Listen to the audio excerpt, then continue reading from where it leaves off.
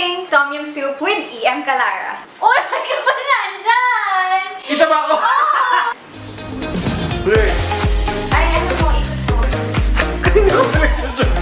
Blur pala. Kukwali. Ay, kuya. Ang nasa frame pala kayo. Bakit ka ba sinadya? Parang ikaw yung nasa TV Patrol na. Andiyan ka na naman. Tapos lalabas ako ganyan. Ang hirap. Tom Yum is a type of hot. Hindi. Kita. And sour.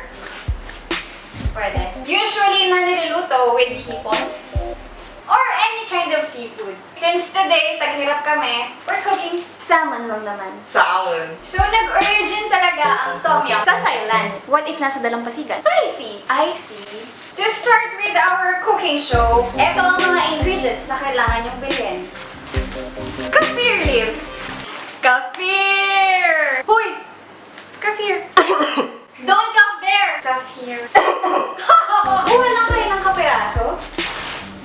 Tsaka nilagay sa lutuan. Our next ingredient will be onion and garlic, also known as bawang and sibuyas. Garlic Bawang yan, hoy! and sibuyas. Oh, wala kang masabi, no? Sinong naka-invento ng onion? Sibuyas. Ilalagay lang natin ang bawang and sibuyas sa kasirola. Simple, di ba? Our next ingredient will be Thai galangal or Thai ginger. Ano tayo masabi sa Thai ginger? Next ingredient, mushroom. Kids, don't do drugs. Lemongrass. Kids, don't do drugs. Ang gagawin lang natin is, ika-crush natin siya. Aww, cute mo!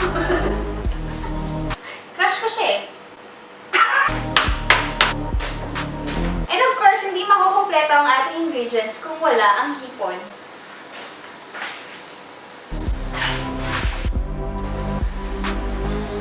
Hipon. Ihahalo lang natin siya sa ingredients. Next ingredient, salmon. Salmon. Buti pa salmon. May salmon. Sa inyo wala. Ilagay lang natin ang salmon. And to make sure, haluin natin siya ng mabuti. Thank you. At since hot ang Tom Yum, kailangan natin ng mga spices. Naglagay lang tayo ng 3 pirasong chili. And our last ingredient, napakahirap talagang gawin ito. Hindi talaga lahat ng tao ma-achieve itong ingredient na to. It took me long hours para makumpleto ang lahat. Napakahirap. Sobrang haba ng oras na ginugol namin para ma-achieve itong paste na to. Tom Yum paste. Directly from Thailand! Ayan o, product of Thailand o. Kapong ka. Ihahalo lang natin itong paste na to para malasa talaga siya. At para mas maging malasa, kuha pa tayo ng isa. Tapos na ang ating Tom Yum soup. Kailangan lang natin siya pakuluan ng 30 minutes. Or pwede ring 2 minutes. Kaffir leaves. Tapos gano'n. Kaffir leaves. Ayun. Kaffir. Sabi pa ako naman na shrimp. Nandun sa freezer.